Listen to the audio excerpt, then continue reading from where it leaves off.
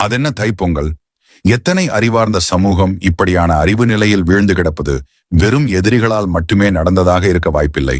இந்த காலமே இந்த தமிழர்களுக்கு ஏதோ தண்டனையை கொடுத்திருக்கிறது என்றுதான் நினைக்க தோன்றுகிறது. தை என்ற ஒரு மாதத்திற்காகவா இத்தனை பெரிய விழா ஒட்டுமொத்த தமிழ் இனத்தாலும் இன்று கொண்டாடப்படுகிறது? பிறகு ஏன் இதை தைப்பொங்கல் என்று சொல்ல வேண்டும்? இது அறுவடைக்காக, வேளாண்மைக்காக கொண்டாடப்படுகின்ற திருவிழா என்பதுதானே இந்த விழாவின் தோற்றத்திற்கான காரணம்.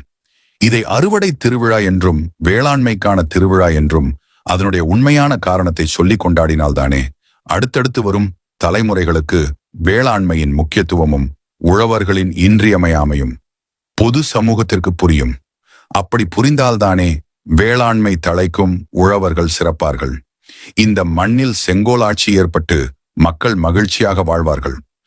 ஆனால் இதையெல்லாம் ஒழித்து கட்டி தமிழர்களையே அழிக்க நினைக்கும் கும்பல் இதனுடைய அடையாளங்களை மாற்றி தைப்பொங்கல் என்று சொன்னார்கள்.